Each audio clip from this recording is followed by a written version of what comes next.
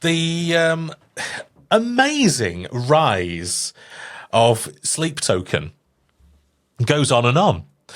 Last time I reviewed their Wembley Arena gig, and Eamon, you asked me whether the next step for them was an arena tour, and I don't know whether you knew something I didn't, but that's exactly what has been announced. So it got announced and then fucking immediately sold out. Fucking stupid. 2 dates at the O2 Arena. What the fuck is that about? Yeah, they are just they're so. I mean, they're soaring, aren't they? So hot right now. I mean, let me get the list of dates up, because it was. Listen, I've managed to get 1 or 2 tickets for this tour. I mean, that's pretty obvious. I was going to try, and did actually. Do you know how difficult it was to get any tickets whatsoever? And they're not good seats. Very hard. Same. We got 4 in the end because Andy from the band's coming and stuff. So yeah, but it was fucking wild. Like we missed out on the first pre-sale. It was a second pre-sale. We were so lucky. We thought, fuck, we aren't going to get in here. We're literally not going to get tickets. So I was worried for a bit there. They're selling like hotcakes. These boys are fire in a minute. Like I thought it would sell well, but like to sell out as instantly as it did with the queues on Ticketmaster, with fucking surge pricing happening on fucking scumbastard Ticketmaster. Yeah, like. I didn't realize they were that kind of level, but evidently. Yeah, it's cool. Well, they've also not just sold out. I mean, it's just incredible how quickly those tickets went and how difficult it is to get them.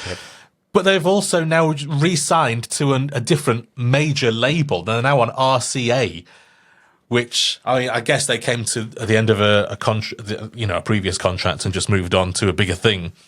But I reckon because people are a bit scared. People don't want Sleep Token to change. They don't want anything weird, which is understandable because they're very unique and they're sort of they've got their own thing going on, and we don't want it to be different. We don't want the influence of someone who doesn't know Sleep Token to change them at all. But I reckon they must have a lot of creative control in their new deal. They must do. It's a ridiculous level. Like when they announced just Sleep Token playing 4 arenas, was it initially? Now it's up to like 6 or 7.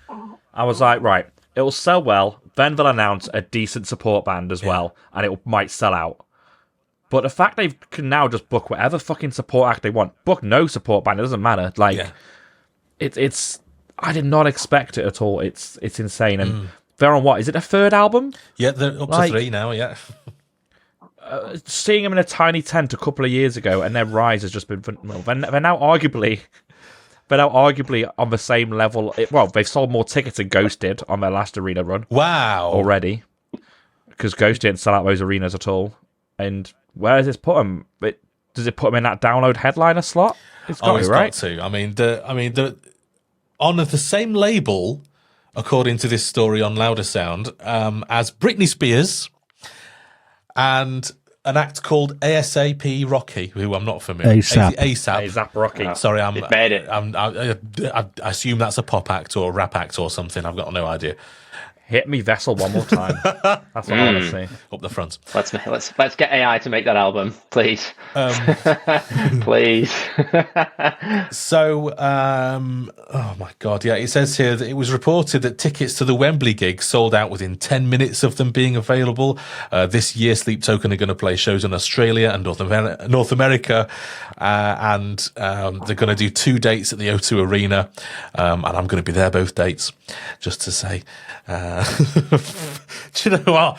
It was a matter of, I'm going to be floor standing in Manchester, which is great because, I mean, arguably it's a great place to be, but sometimes as a 41-year-old man, you want to sit down.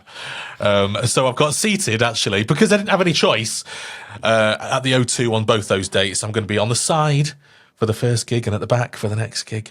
But either way, to be honest, no matter where I'm seated, as long as it's not behind a fucking like a bollard or Gorilla. something. Hodor in front of you. Yeah. I'll have a great time, I'm sure. But it's do you know what? I've only paid £50 more or less for each ticket. You did very well to get standing. That is impressive because we ended up in the heavens because of just demand. It just was fucking. Sales were crazy, but yeah, we really wanted standing, but just didn't happen. Didn't happen this time.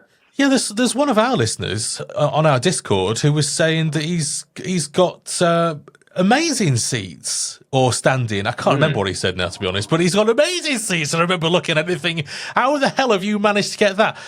But hey, that's booking gigs for you. You know, whenever you want to get something that's really popular, it's. I mean, how easy was it to get AC/DC tickets, Eamon?